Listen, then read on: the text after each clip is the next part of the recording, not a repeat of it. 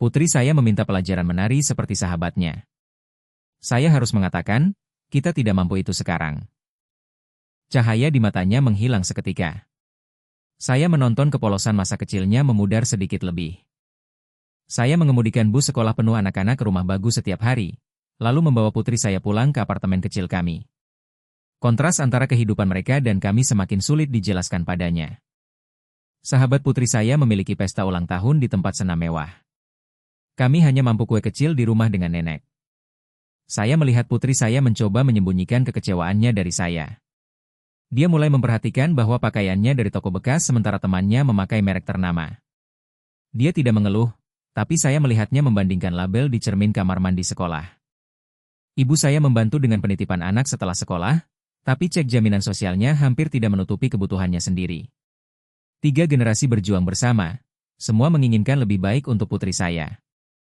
Saya bekerja 2 rute bus back-to-back, lalu mengemudi untuk layanan pengiriman malam. Saya sangat lelah sampai tertidur membantu pekerjaan rumah. Putri saya mencium pipi saya dan menidurkan diri. Sekolah ingin uang untuk perjalanan lapangan, seragam baru, perlengkapan kelas. Setiap permintaan terasa seperti kegagalan lain. Saya memprioritaskan apa yang paling dia butuhkan, tapi semuanya terasa sama pentingnya. Putri saya memberitahu saya dia berdoa untuk kami memenangkan lotre. Iman polosnya pada mukjizat daripada kemampuan saya memberikan menghancurkan saya. Saya ayahnya, saya seharusnya mukjizatnya. Pemilik perusahaan transportasi sukses James Washington naik rute bus saya untuk mengunjungi cucunya. Dia memperhatikan bagaimana saya berinteraksi dengan anak-anak dan bertanya tentang kisah saya.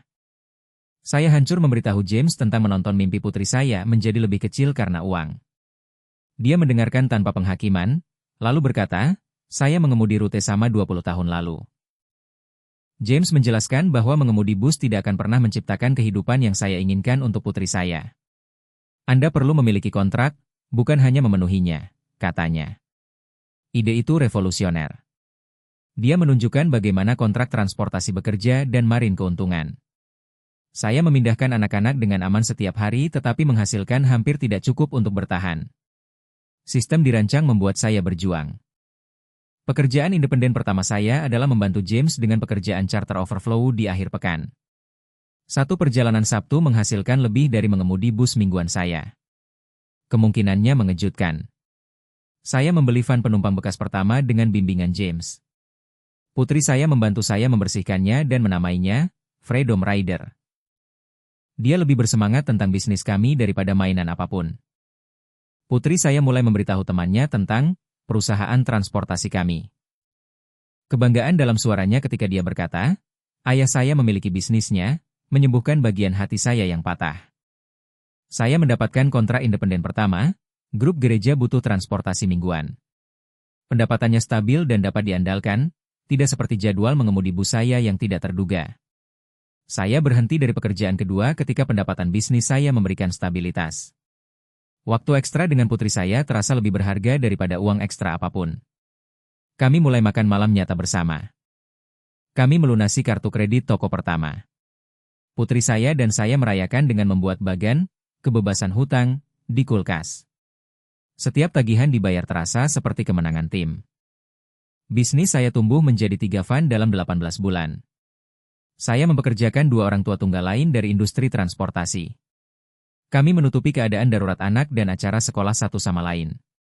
Putri saya mendapatkan pelajaran menari pertama, bukan di studio mewah, tapi melalui program komunitas yang benar-benar mampu kami beli.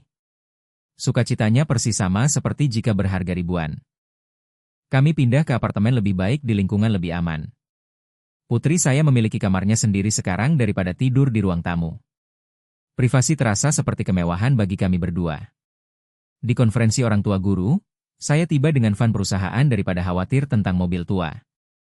Putri saya memegang tangan saya dengan bangga daripada membandingkan saya dengan orang tua lain. Ibu saya bisa berhenti khawatir tentang kami sekarang. Dia melihat stabilitas yang kami bangun dan tahu cucu perempuannya akan baik-baik saja.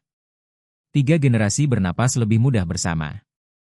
Kami melunasi semua hutang, setiap kartu kredit, setiap tagihan medis, segalanya. Kebebasan dari kekhawatiran finansial konstan terasa seperti beban fisik terangkat dari bahu saya. Putri saya memahami uang sebagai sesuatu yang kami bangun sekarang, Bukan hanya sesuatu yang kami kekurangan. Dia membantu dengan tugas bisnis sederhana dan belajar tentang kewirausahaan secara alami. Saya mulai mengajar dasar-dasar bisnis kepada orang tua tunggal lain di pusat komunitas. Setiap orang yang saya bantu keluar dari perangkap upah per jam terasa seperti menyembuhkan masa lalu saya sendiri. James dan saya bermitra pada kontrak besar sekarang. Murid telah menjadi kolega berharga.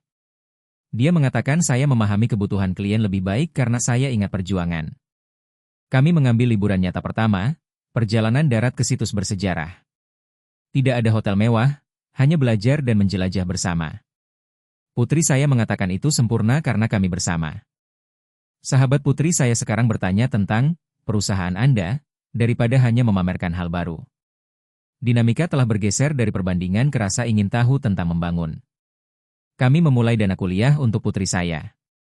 Membuat setoran pertama itu terasa seperti memutus generasi keterbatasan pendidikan. Dia akan memiliki pilihan yang tidak pernah saya impikan mungkin. Bisnis saya sekarang mempekerjakan 5 orang, semua orang tua tunggal saling mendukung. Kami telah menciptakan tempat kerja ramah keluarga di mana anak-anak disambut dan dipahami. Saya masih bekerja keras, tapi sekarang membangun masa depan kami daripada hanya bertahan hari ini.